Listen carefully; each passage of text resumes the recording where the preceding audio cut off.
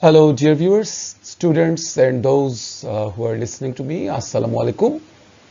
I would like to warmly welcome you to my online and this video lecture presentation. And I hope that you are all well by the grace of Almighty. And with this, I'm going to start off my session that is for HSC classes. This lecture has been prepared and made for HSC first year students. So dear students, please stay with me until I finish all the slides. So let's get started. Okay, the Unforgettable History, Unit 1, Lesson 1 by, and it's of course the lecture number 2. Previously I have given one more lecture of this lesson. So this is the sequence of that lecture. And in this lecture I have included some sort of activities and exercises which are very much relevant and related to your exam syllabus. And my email ID has also been given. For any kind of queries or difficulties, feel free to email me mazharul.haq@alumni.uts.edu.au. So dear students, with this I am going to start off today's session. Thank you very much. Let's get started. Okay, before I actually discuss all the activities of this chapter, I want you to have a look at the 7th March speech of Bangabandhu, which is actually translated in English. If you have a quick look and a very concentrated look upon the speech, you will be able to solve your problems. So please have a look at the speech given by Bangabandhu. The historic 7th March speech by the father of the nation, Bangabandhu Sheikh Mujibur Rahman, was a de facto declaration of Bangladesh's independence. It has been declared as World Heritage by the UNESCO and has been recognized in the memory of the World International Register. This great speech has not yet been preserved in English audio version.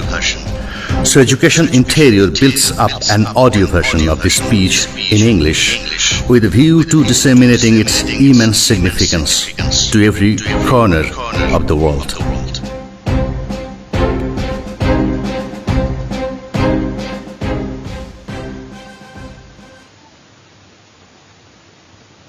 My brothers, I come before you today with a heart laden with sadness. You are aware of everything and you know everything that has happened.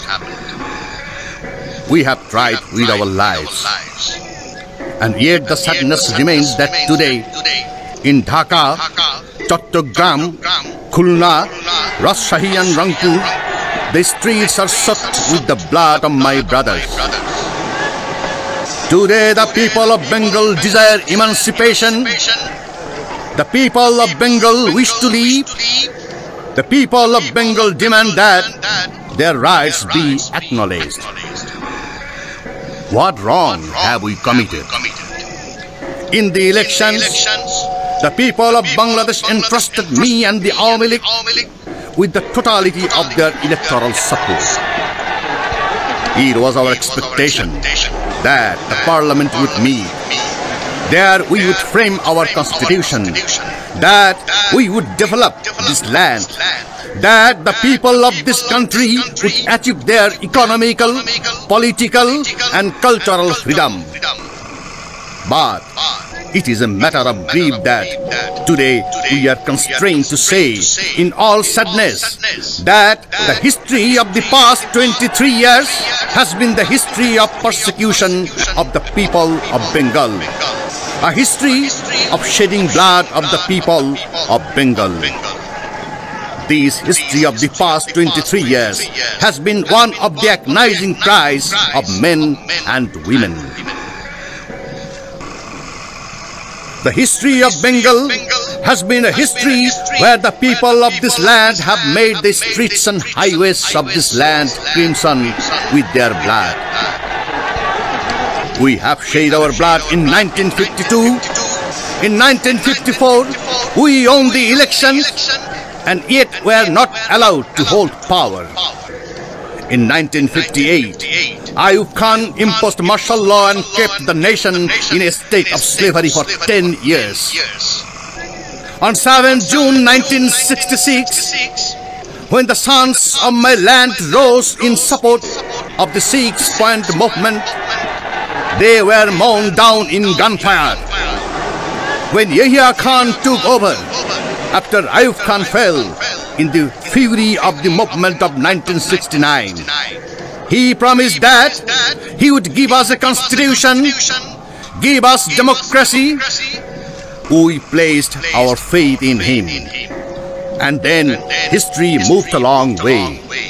The elections took place. I met President Yahya Khan. I appealed to him, not just as the majority leader of Bengal, but also as the majority leader of Pakistan, to convene the National Assembly on 15 February. He did not pay heed to my appeal. He listened to Mr. Bhutto, and he said that the assembly would be convened in the first week of March. I agreed with him and said we would sit in the assembly. I said that we would discuss matters in the assembly. I even went to the extent of suggesting that, despite our party being the majority, if anyone proposed anything that is legitimate. Okay, dear students, I think you can watch the whole video later on when you will have enough time. We have time constraint in this lecture, so we cannot actually play the whole video. But of course, I strongly encourage you to check and watch the whole video, which is actually translated into English. And if you watch the whole video, you will get sufficient ideas about the speech of Bangabandhu Sheikh Mujibur Rahman, and of course that could be very much helpful for you to solve your exercise problems. So let's go to the next slide. Okay, I want you to finish off, though I couldn't finish it today, but you must watch the video in the YouTube or the link that I have shared.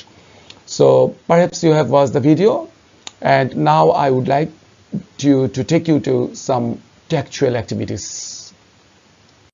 Okay, dear students, this is the question that could follow after watching the video. Can you compare the speech with other famous speeches in the history that you know about?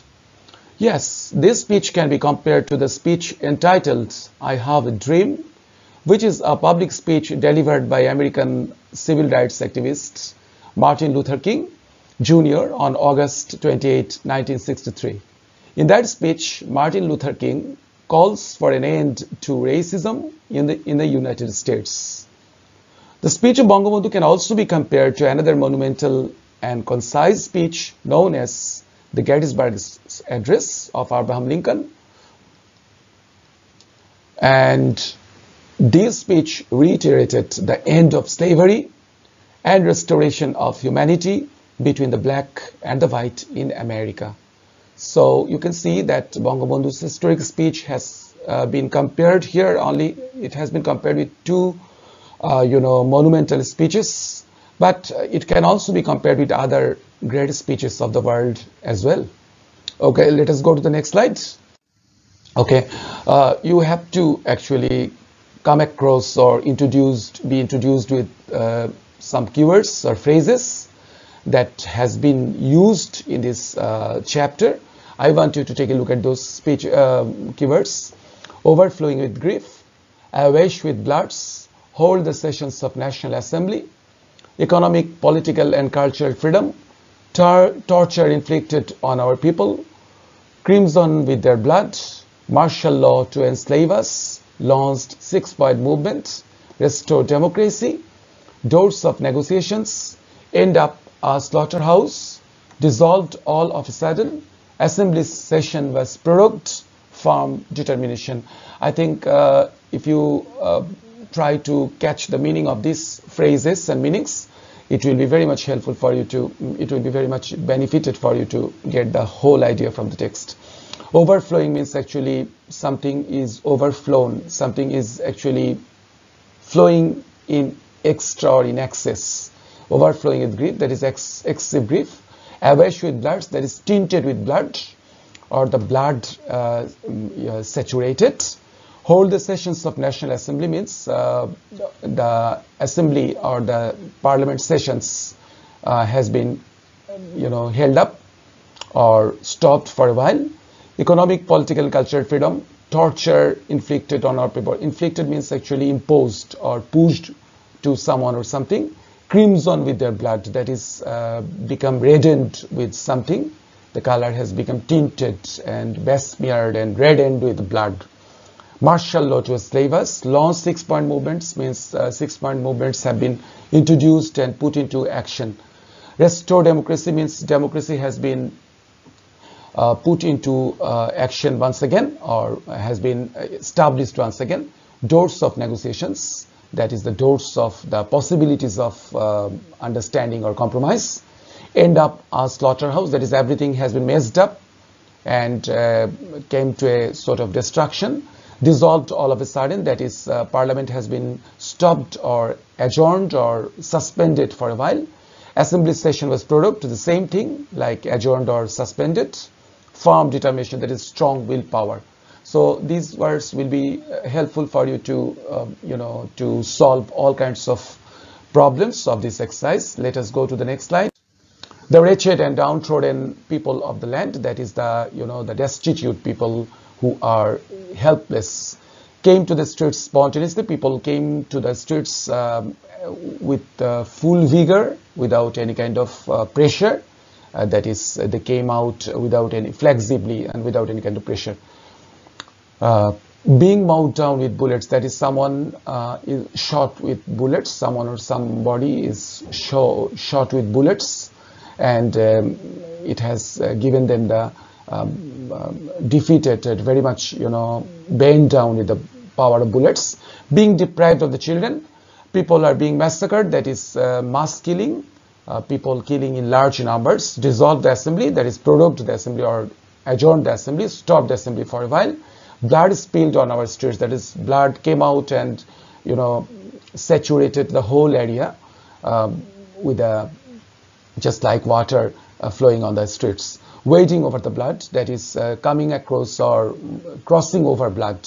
Someone is crossing over a road with a flow of blood. Return all army personnel into the barracks, that is commanding the army personnel or pressurizing the army personnel to go back to their own barracks.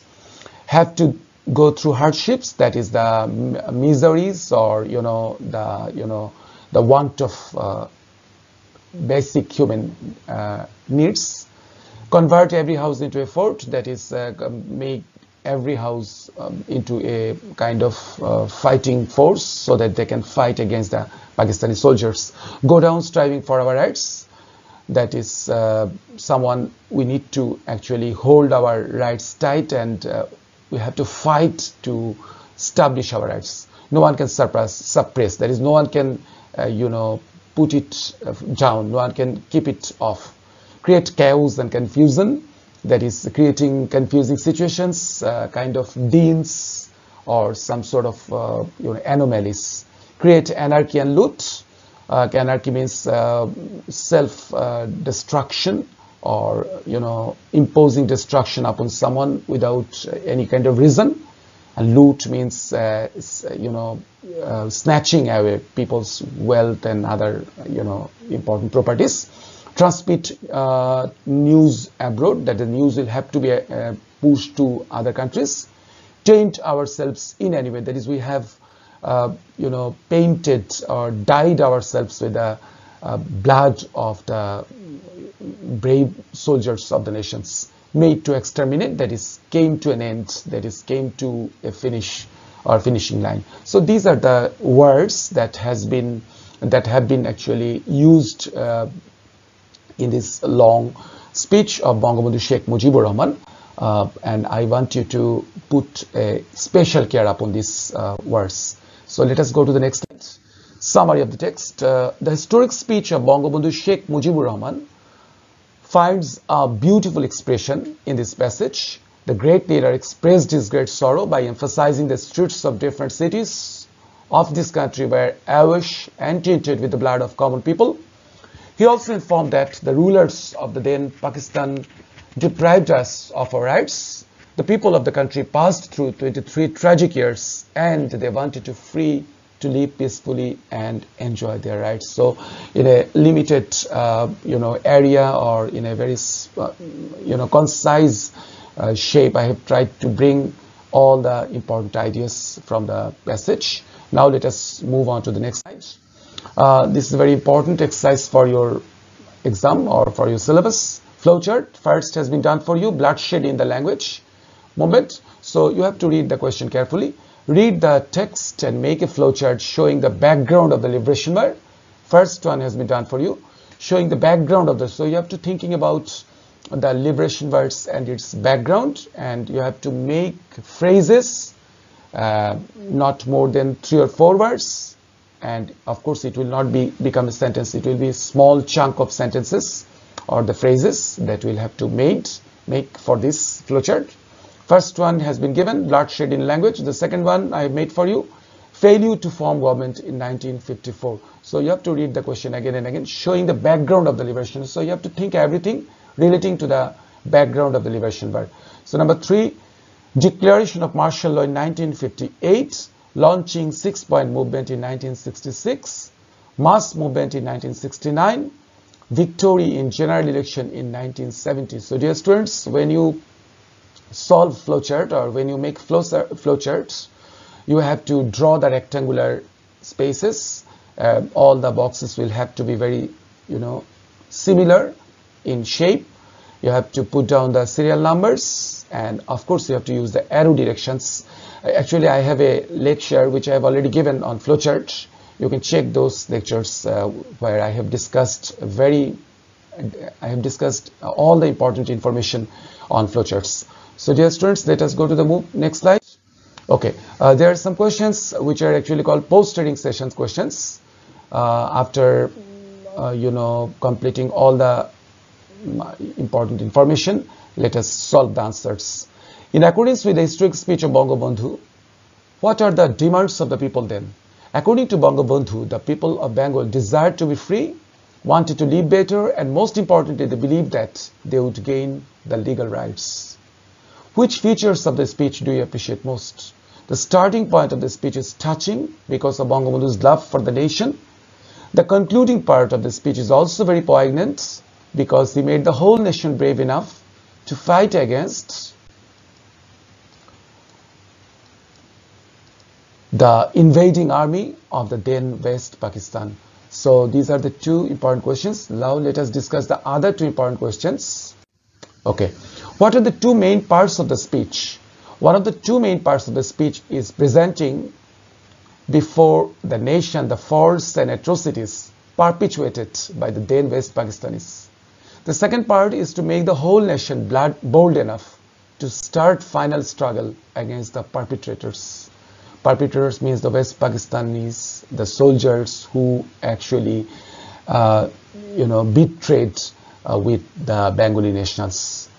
Number 4, the last question, why does Bangabandhu say that 23 years of our history with Pakistan is a history of repression and bloodshed?